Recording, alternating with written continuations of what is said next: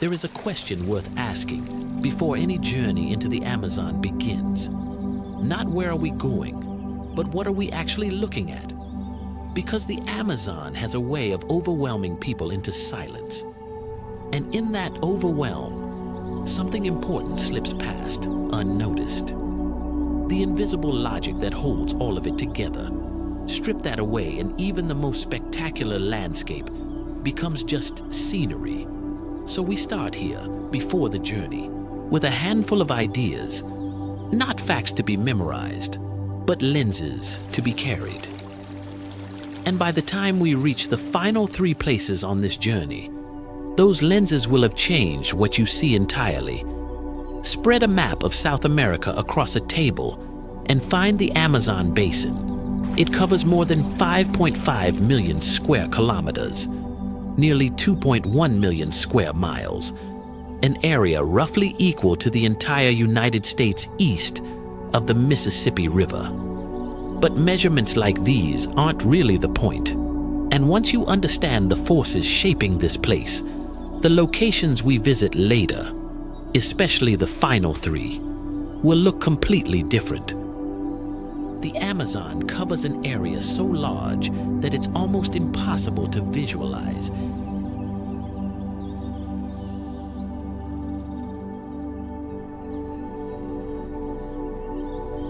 It stretches across more than 5.5 million square kilometers, close to 2.1 million square miles, nearly the size of the entire United States east of the Mississippi. The Amazon doesn't merely occupy land. It runs it, processes it, regulates it, and breathes it back out in forms. Now fold the map away, because what matters is not how far it reaches. What matters is what happens inside that space. The rest of the planet quietly depends on. The deeper you look, the more the Amazon behaves, less like a forest and more like a living, breathing organism. And one of the most surprising forces shaping this ecosystem begins thousands of kilometers away, on the other side of the Atlantic Ocean.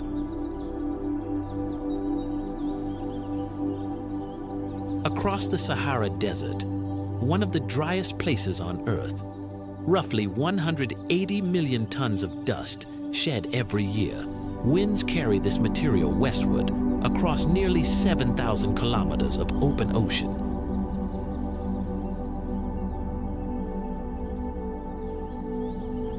About 4,300 miles. When this dust settles over the Amazon, it delivers the phosphorus the forest cannot produce in sufficient quantities on its own. Without this transoceanic delivery from Africa,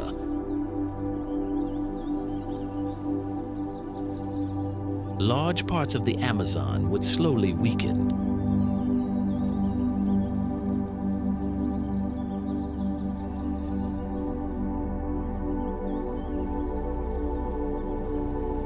One of the world's wettest places survives in part on gifts from one of its driest.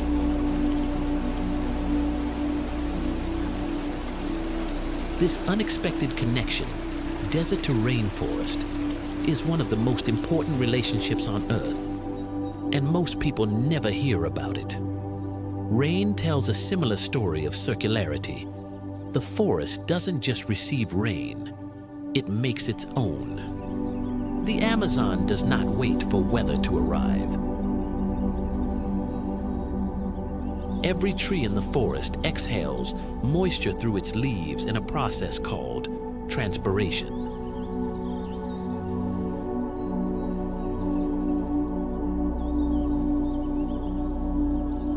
A single large tree releases more than 1,000 liters of water into the air on any given day, roughly 260 gallons from one tree in 24 hours.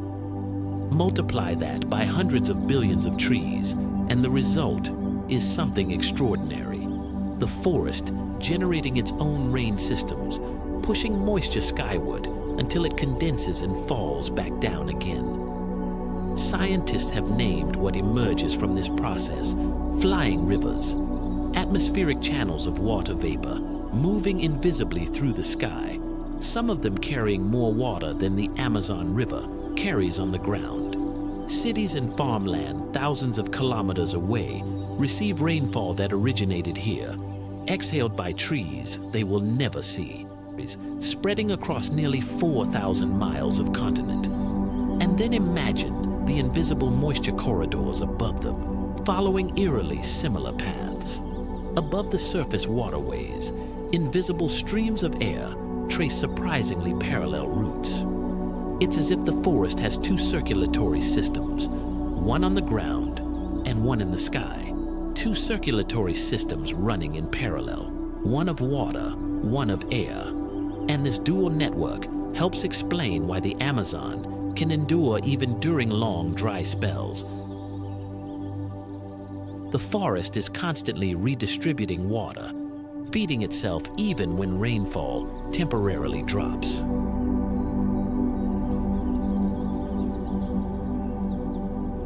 The structure of the forest reveals another unexpected pattern.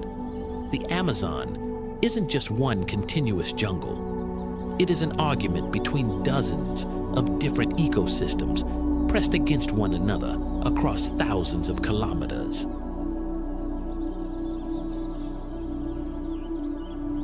In some regions, the land floods beneath 10 meters of water, around 33 feet.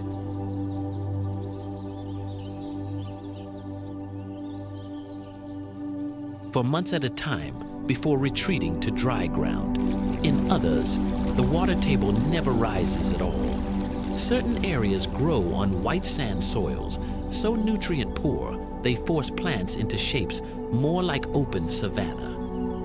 Others sit on ancient, mineral-rich ground that feeds trees tall enough to anchor the canopy across the whole southern basin.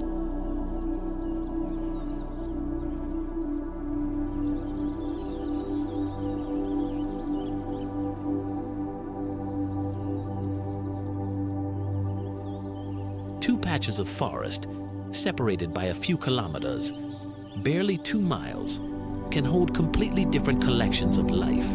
Same continent, same rainfall, same latitude, different world.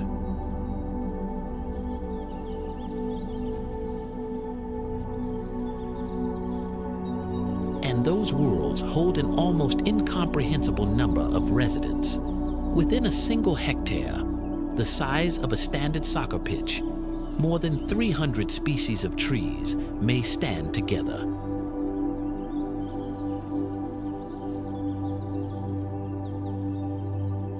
That is more tree diversity than many temperate countries contain in their entirety.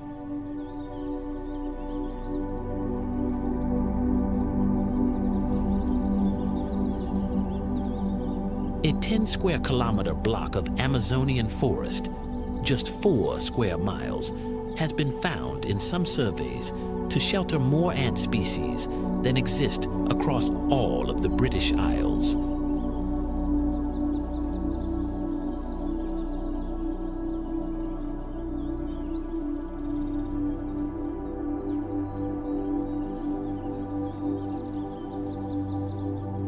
Numbers like these eventually stop functioning as facts and start functioning as feelings. A feeling of smallness, of having underestimated something, because this density changes how scientists study the Amazon.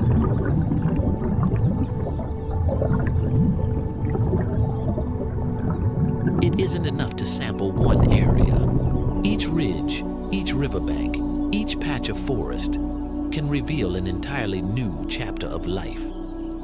But biodiversity isn't just biological, it's cultural. More than 300 indigenous groups call this basin home, speaking languages drawn from dozens of distinct language families. Some communities hold ecological knowledge so refined it borders on the scientific, the ability to identify hundreds of plant species by sight.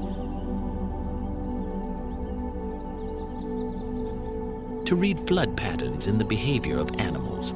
Others preserve oral histories spanning centuries, mapping rivers, flood cycles, and seasonal winds with remarkable accuracy.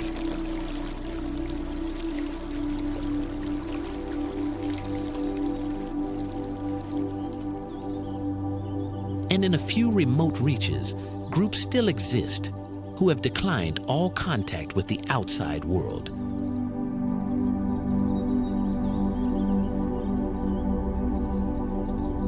Their presence reminds us that the Amazon isn't just a natural space. It is a cultural landscape shaped by thousands of years of human interaction.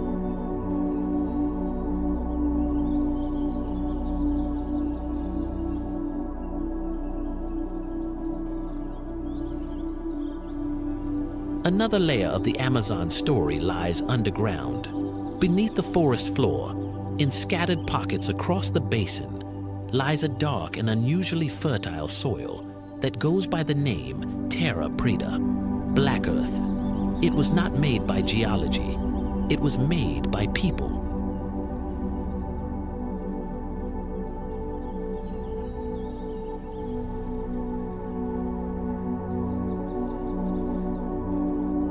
Pre-Columbian civilizations, more than 2,000 years ago, discovered that combining charcoal with organic waste created ground that resisted the basin's tendency to leach nutrients downward. These communities mixed charcoal, food scraps, ash, and organic waste to build nutrient-rich ground that still supports unusually fertile plant life today. And more remarkable still, this engineered soil regenerates itself over time.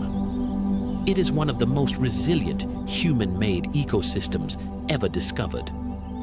Even sound behaves unexpectedly here. There are parts of the Amazon's understory, specific hours, specific depths of canopy, where the vegetation absorbs noise so completely that the forest enters a near-total acoustic stillness. No echo from insects, monkeys, birds, or frogs. No response. In certain parts of the understory, especially during specific hours of the day, sound is absorbed by dense vegetation and humid air. Every footstep lands without response. It feels less like silence and more like being held. Then, without warning, the sky opens. A rainstorm arrives, and millions of liters of water hit the canopy. Thunderous, sudden, total. The contrast is not accidental.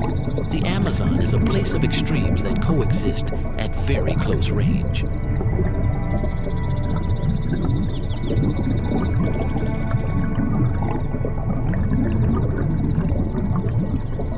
At its most extreme seasonal shift, the forest does something that defies the usual categories. During the wet season, the boundary between river and land dissolves. Fish swim through flooded tree trunks. Pink river dolphins move into the submerged canopy. Fruits fall directly into water, where specialized species wait to eat them. The Amazon at flood is not a forest underwater. It is a different kind of world entirely. A freshwater ocean, threaded through with trunks and roots, an ecosystem built on constant change. Carry these ideas forward: the dust from the Sahara, the rivers in the sky, the mosaic of ecosystems, the ancient engineered earth, the flood season that erases all familiar boundaries. These are the forces behind every place we are about to visit. They are the grammar of the Amazon, and as we move into the most remarkable places across this basin, these ideas will help each location reveal its deeper story.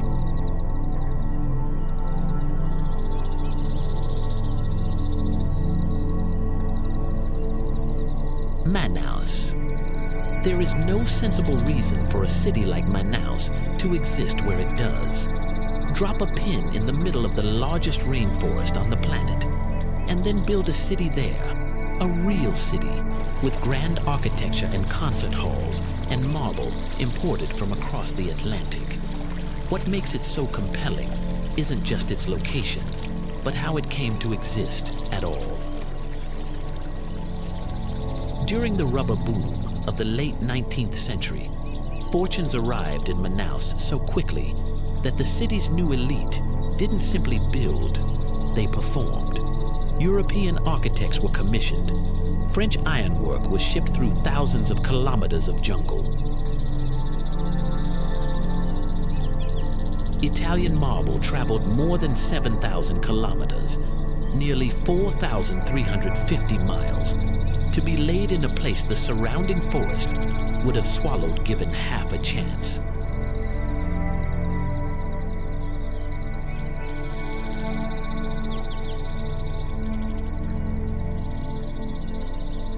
The result was the Teatro Amazonas, an opera house so elaborate it feels almost surreal against the backdrop of the Amazon.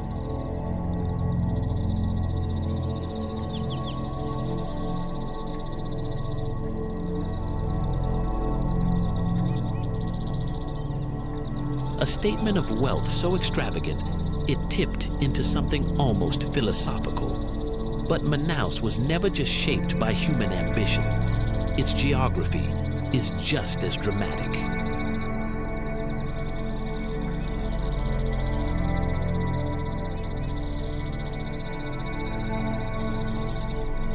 The city anchors itself at the confluence of two very different bodies of water.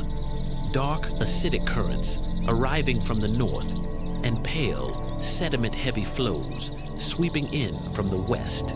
This meeting of extremes has shaped everything from local transport to the region's wildlife. And beyond the city's edge, where the rivers widen, something remarkable happens. An effect so visually striking that early explorers struggled to explain it. It's here that the next part of our journey begins.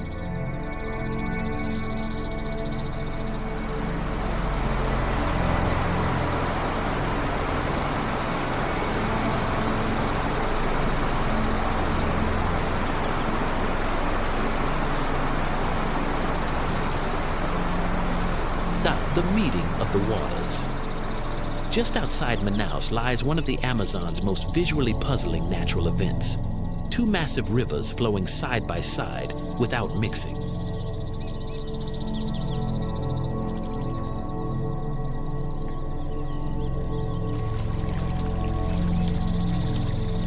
The Rio Negro moves slowly, darkly, the color of strong tea, its water warm and acidic. On the other side, the Solimões carries a lighter, sediment-rich current. For nearly 6 kilometers, close to 4 miles, they run in parallel, a hard-edged seam between two different chemistries, two different temperatures, two different densities that cannot yet agree to become one, as if someone drew a boundary line directly into the water. The explanation is grounded in physics. The Rio Negro is warm, slow-moving, and acidic. The Solimões is cooler, faster, and carries far more sediment.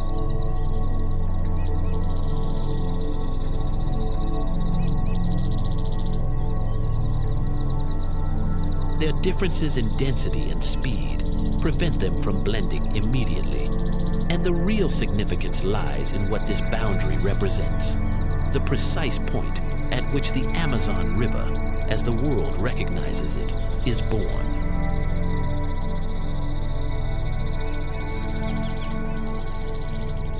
Early navigators wrote of this stretch in tones approaching disbelief. Modern scientists still use it as an open-air laboratory, and eventually, as the current carries everything downstream, the darker water begins to tell the next part of the story. One shaped by chemistry, ecology, and a rhythm that transforms entire landscapes.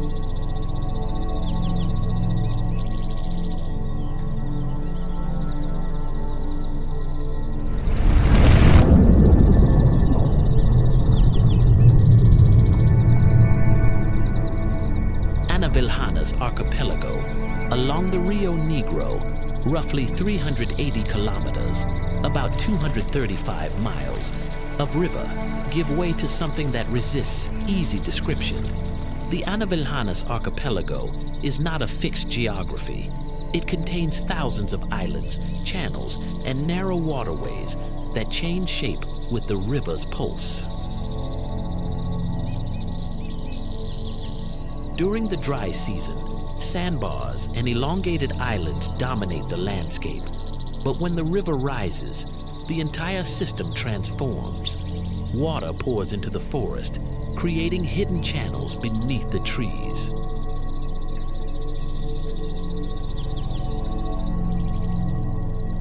What makes Anavilhanas scientifically valuable is its constant motion. Sediment shifts from year to year, forming new islands while others erode away.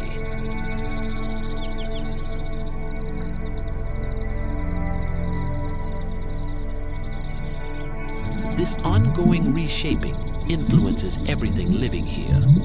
Pink river dolphins navigate flooded corridors to hunting grounds that don't exist in any other month.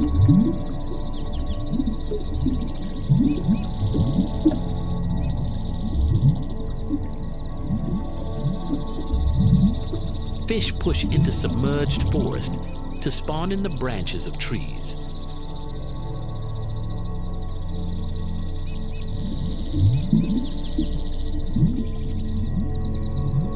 Birds colonize ground that was riverbed a season ago, nesting in areas that, only months before, stood entirely underwater.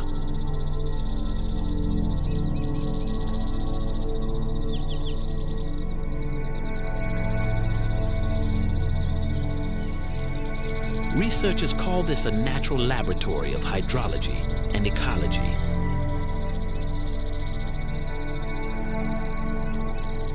What they mean is, here, the relationship between water and life is never settled enough to take for granted. Each season tells a different story, revealing how life adapts to an environment defined by movement rather than stability. And as the islands gradually thin out and the waterways expand into broader channels, the character of the landscape changes again, introducing a river whose global scale defies almost every comparison.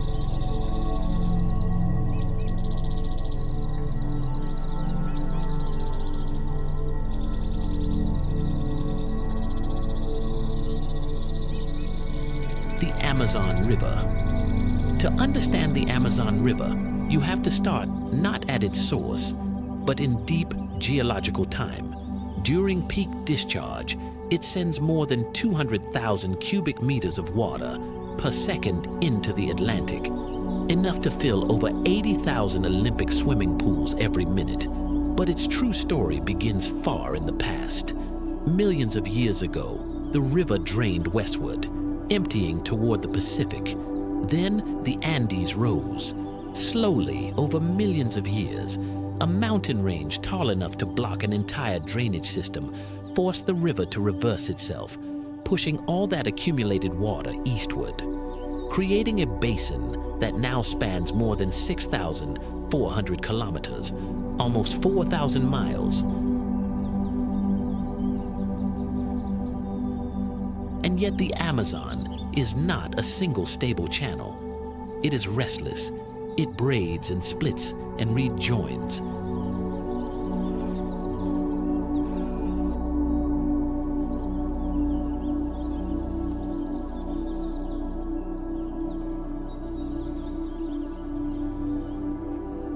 Sandbars appear where there was open water.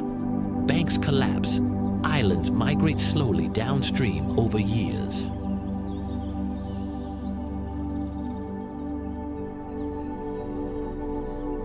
For the millions of people whose lives run along its edges, navigation is an ongoing negotiation with a river that refuses to hold still, reading patterns in the water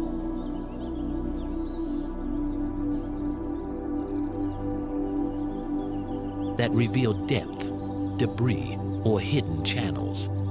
Boats are not just transportation here. They are the road system, the delivery network, and the social fabric, threading together communities that no road has ever reached.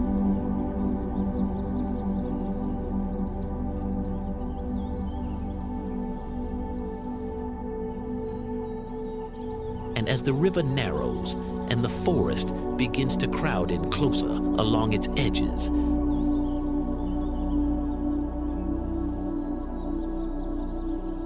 the environment starts to change once more.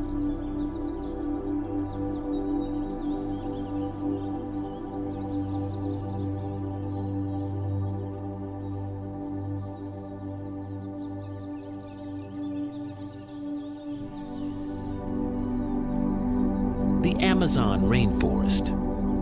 Step back from the rivers and look at the forest itself, and a different kind of complexity reveals itself. The Amazon is often described as a single ecosystem, but what makes it truly remarkable is how many worlds exist within it. In under a square kilometer, less than half a square mile, more tree species can coexist than some entire countries hold within their borders.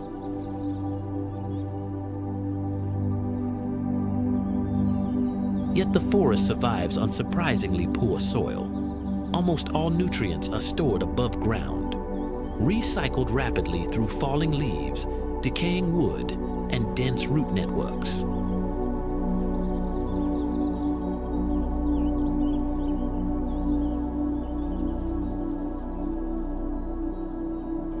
This tight system allows the rainforest to regenerate quickly, even after intense seasonal flooding.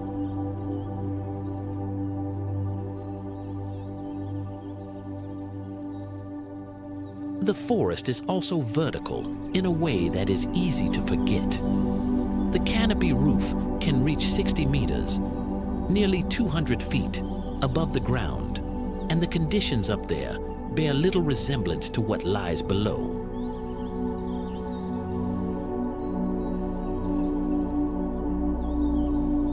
Light, humidity, and temperature shift dramatically with height, creating stacked microhabitats throughout.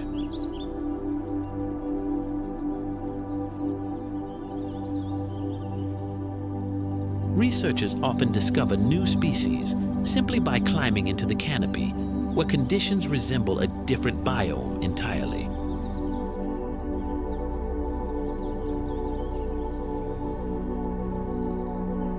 But the rainforest isn't static. The dry to wet transition reorganizes the forest from the ground up.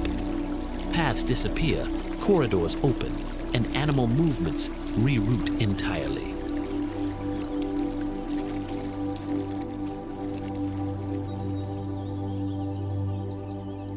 These shifts affect everything from animal movement to the spread of seeds. And as the forest gradually opens along certain riverbanks, an unexpected type of landscape emerges, one that looks nothing like the dense jungle surrounding it.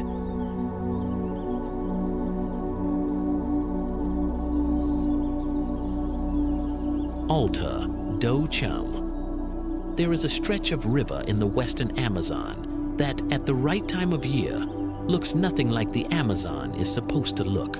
Clear turquoise water. White sand beaches, the kind of light that belongs somewhere off a Caribbean coast. This is Alta do Chão.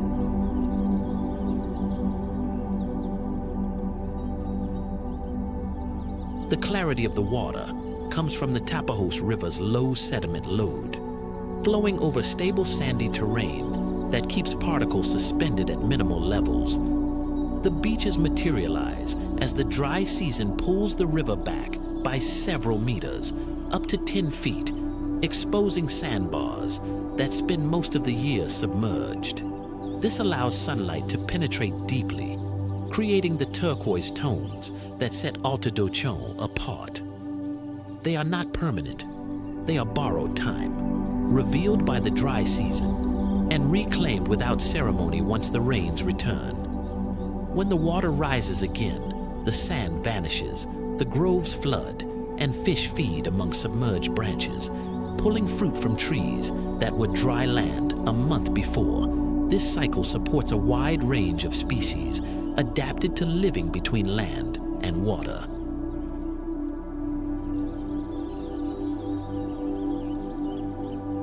For communities here, none of this is scenery. It is a calendar. The flood cycle determines fishing grounds, travel routes, and the rhythm of collective life in ways that outside visitors rarely notice.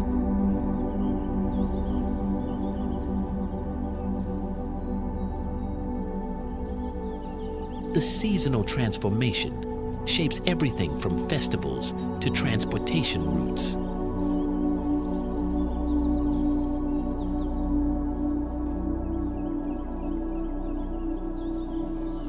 And as the river bends westward and clarity gives way to darker currents, the landscape transitions once again, leading toward a remote city that thrives entirely on the waterways surrounding it.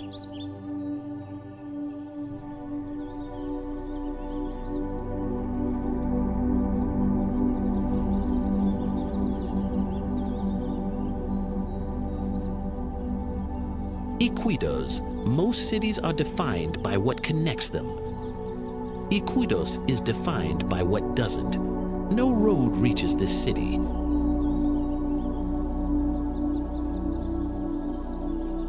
It sits within one of the most biodiverse regions on the planet, accessible only by river or air, and has operated this way for well over a century. Its isolation has shaped its identity for more than a century.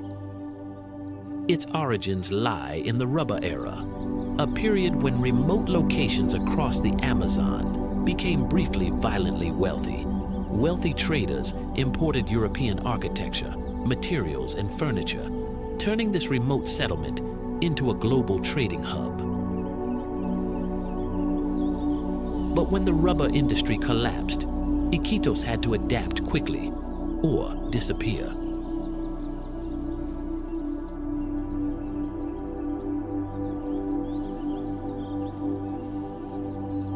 Iquitos adapted. The river remained. Today, water levels can rise by several meters, nearly 10 feet, within a single wet season. Seasonal flooding forces homes, markets, and walkways to adjust year after year.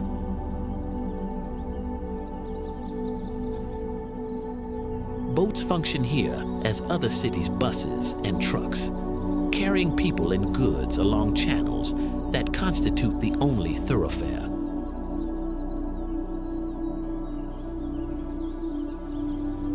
The forest begins just beyond the city limits, close enough that medicinal plants from it fill the market stalls, and traditional fishing methods are practiced a short walk from a functioning airport.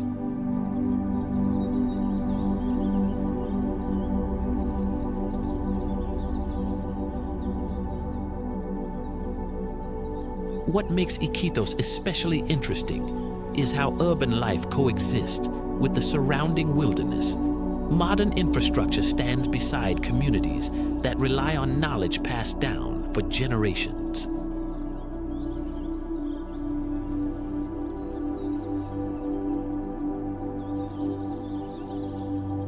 And as the river widens beyond the city and leads deeper into quieter, more remote waters, it brings us into a region where the landscape transforms into a world defined by seasonal flooding and mirrored reflections.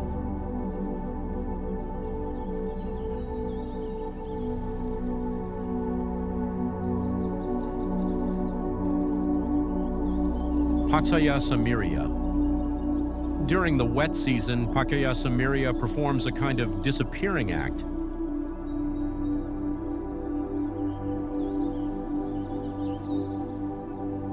The floodwaters rise until the distinction between river and forest dissolves, and what remains is a drowned canopy whose surface holds a mirror up to the sky.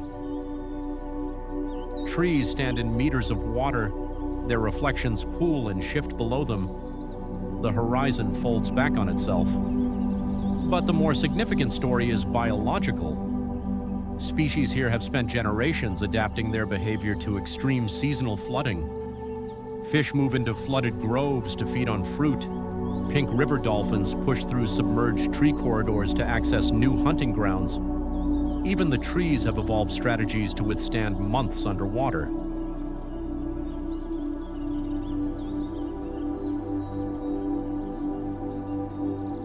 Spanning more than 20,000 square kilometers, over 7,700 square miles, Pacaya-Samiria is one of the largest protected areas in Peru.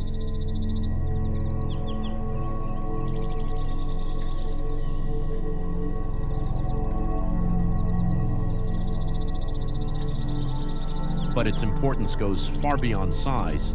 It shelters species that depend on extreme seasonal flooding for survival.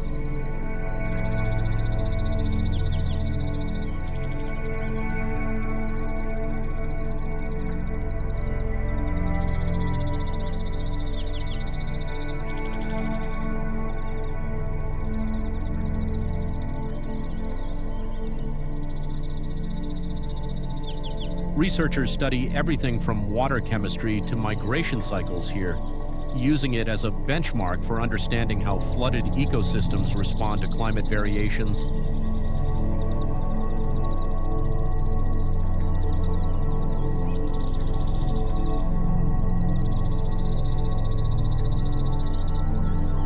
Local communities navigate its shifting waterways using traditional knowledge that the river itself has shaped over generations. Routes that exist in the dry season vanish entirely once the rains arrive.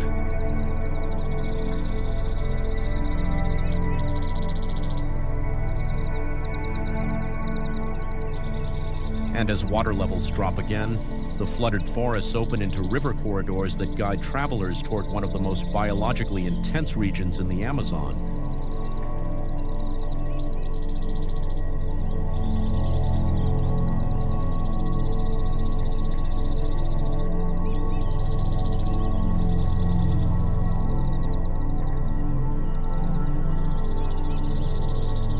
Tambopata. Southeast of the main Amazonian corridor, the basin's character changes again. Tambopata is a place of concentrated biological richness, where varied terrain, diverse soil types, and mixed forest ages produce a density of species that consistently surprises researchers. Rivers wind past oxbow lakes and clay-rich banks that act as natural gathering points. These clay deposits are essential for many species. Large mammals visit them to neutralize plant toxins, while diverse bird communities descend in predictable patterns to feed on minerals. These moments of congregation give scientists rare access to species that are otherwise almost impossible to observe in dense forest.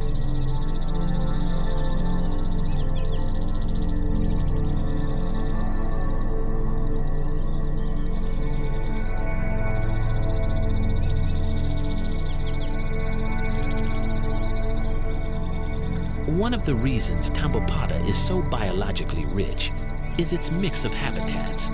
Elevation changes, forest age, and soil composition vary across relatively short distances.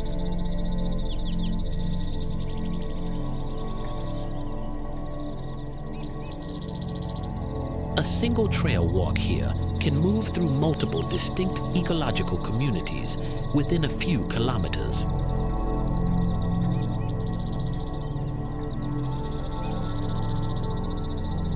In some surveys, just a few square kilometers, barely a couple of square miles, contained more tree species than exist across entire temperate regions.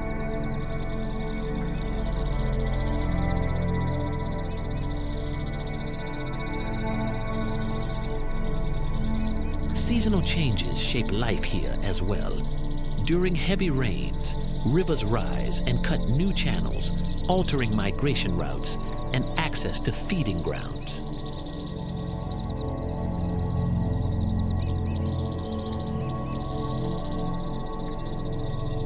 And at the heart of this region lies a phenomenon that is both visually striking and scientifically important.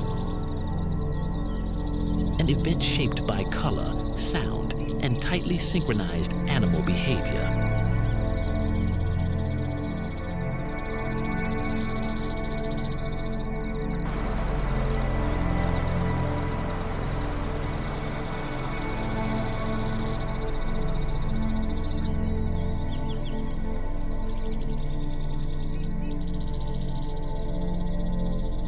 The Macaw clay licks.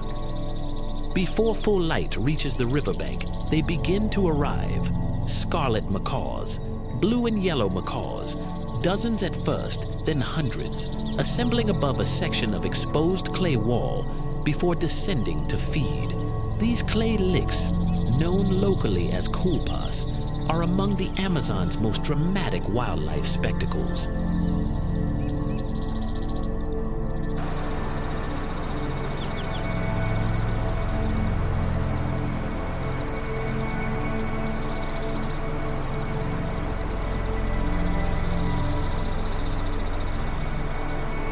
The clay contains minerals that counteract toxins present in the fruits and seeds that make up a macaw's diet. Without this mineral supplement, birds would accumulate harmful compounds over time. The clay is not a preference, it is a necessity. And the precision of the behavior reveals how fine-tuned these birds' relationship with their food supply actually is. Not every clay bank qualifies. Macaws return repeatedly to specific sites, sometimes traveling long distances, dozens of kilometers, to reach the same exposed wall of clay.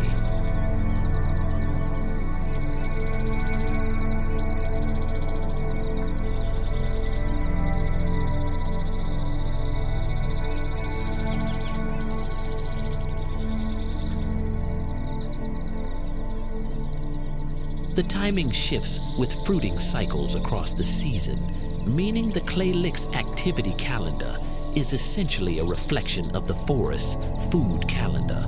Predators understand this too. Raptors wait above. The flock responds with defensive formations, and the space between feeding and fleeing becomes the defining drama of each dawn.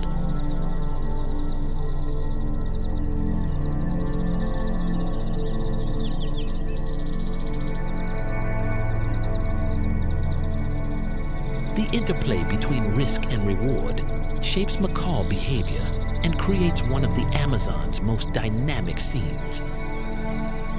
And as riverbanks fade into densely forested slopes, the terrain begins to rise, revealing landscapes far more vertical than travelers expect in the Amazon basin.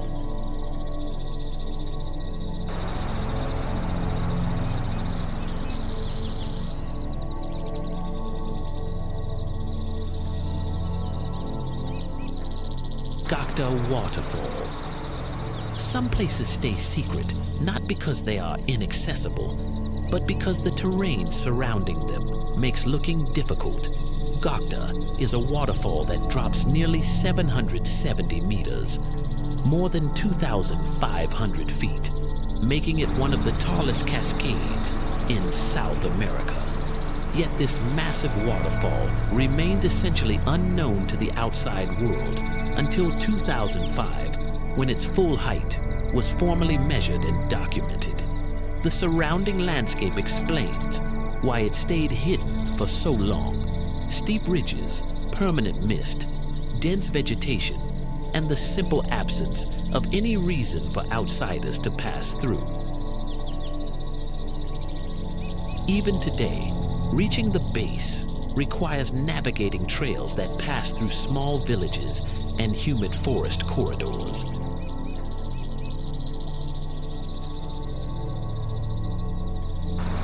What makes Gocta scientifically compelling is the interaction between elevation, humidity, and wind. The height of the fall allows mist to travel through significantly different atmospheric layers, creating microclimates where unique plant communities have developed in near complete isolation. And as the trail leads back toward the forest edge, the landscape begins to flatten again, revealing an area where multiple cultures, countries, and ecosystems converge.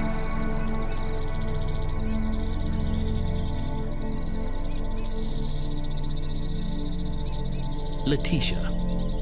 Find the point on the map where Colombia narrows to a finger pressed against both Brazil and Peru, and you find Leticia. The city's position at a three-way border is not incidental to its identity. It is its identity. a strategic location that shapes nearly every aspect of life here. Unlike many Amazonian towns, Leticia serves as a tri-border hub where boats, goods, and cultures intersect. Colombian produce, Peruvian textiles, and Brazilian products often sit side by side.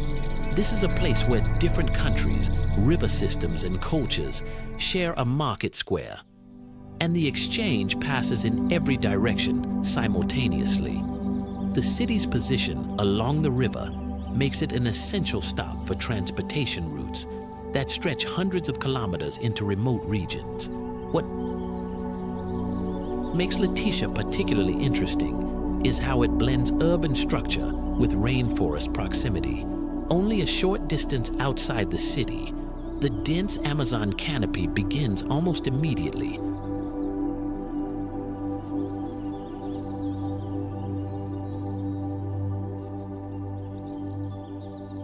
Local communities rely on the forest for food, medicinal plants, and building materials, bridging modern infrastructure with traditional knowledge.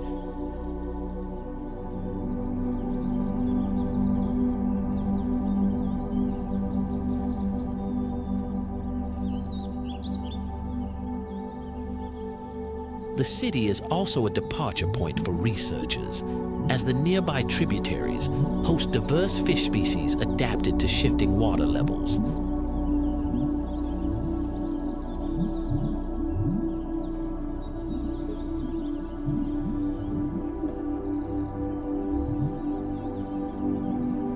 And as boats depart from Leticia into quieter channels, the scenery quickly shifts, leading toward a region where flooded forests, narrow waterways, and high wildlife density create a very different kind of Amazonian experience.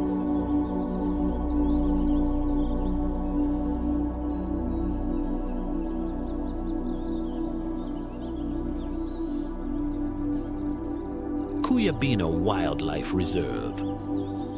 In Ecuador's section of the Amazon Basin, the Cuyabeno Wildlife Reserve holds a network of blackwater lakes and seasonally flooded forest.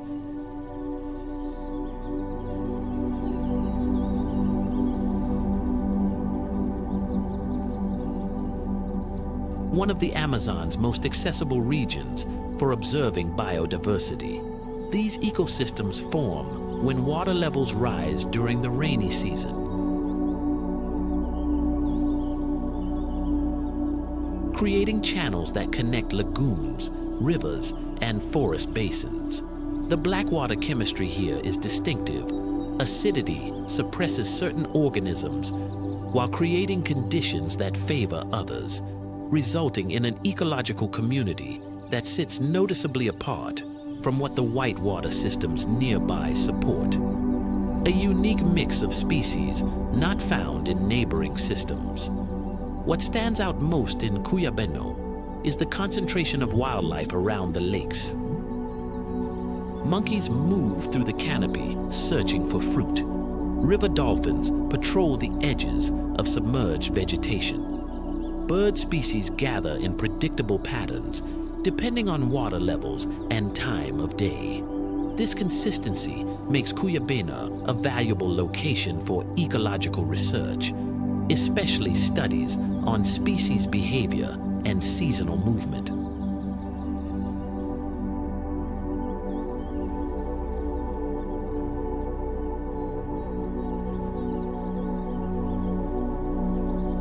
Local indigenous communities play a major role in managing the reserve. Their knowledge of plant uses, navigation routes, and animal behavior informs conservation practices and guides sustainable tourism.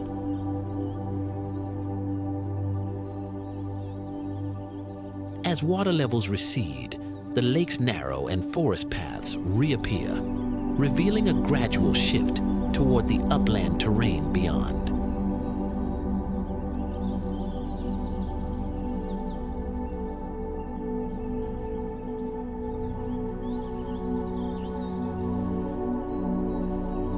And it's here, as the forest opens, that travelers encounter a landscape so visually unexpected that it feels like it belongs to a different continent entirely.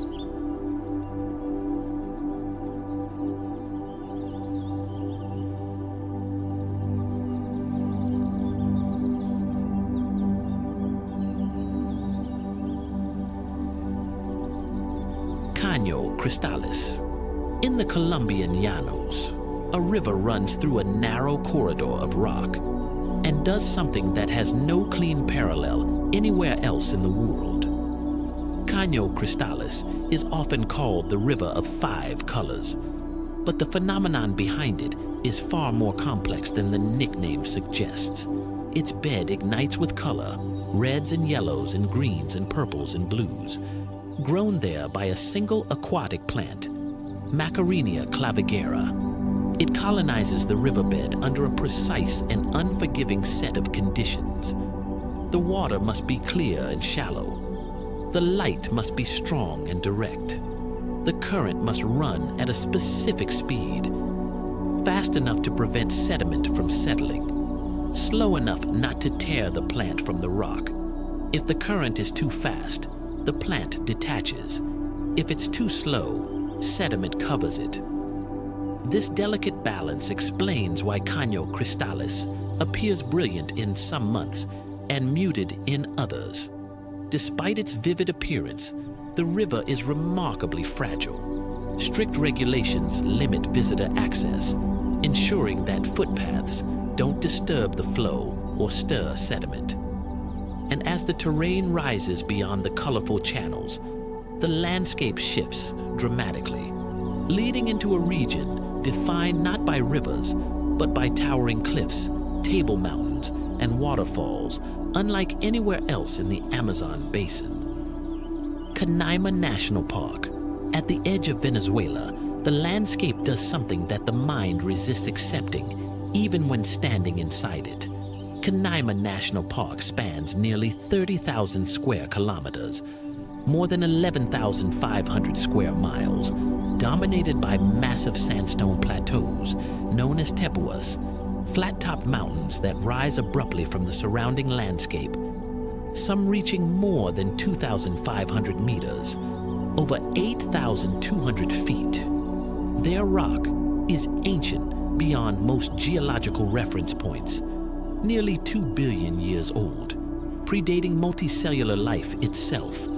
These table mountains are so ancient that scientists consider them islands in time, holding plants and animals found nowhere else on Earth, having evolved independently on summits entirely severed from the ecosystem below.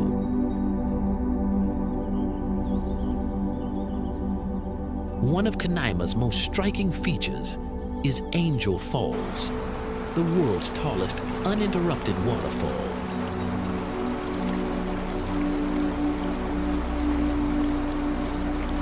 Water plunges nearly 979 meters, over 3,200 feet, from the edge of Ollantaytambo in a single uninterrupted plunge, dispersing into mist long before it reaches the base.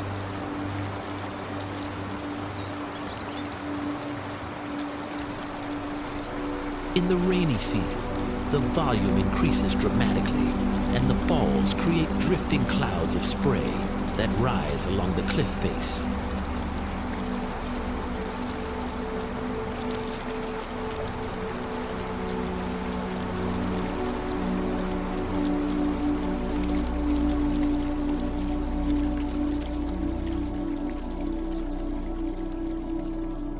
But Canaima isn't defined by a single landmark. Its rivers cut through pink sand beaches, narrow canyons, and steep-walled valleys that shift color with the sunlight.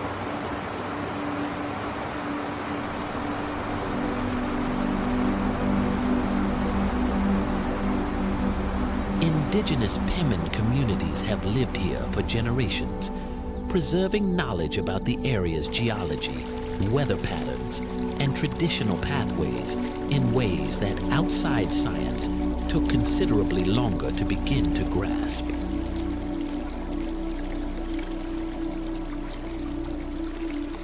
As the tepuis fade into the distance and the landscape opens once more, the journey comes full circle, bringing us from remote highlands back toward the vast, interconnected world of the Amazon Basin.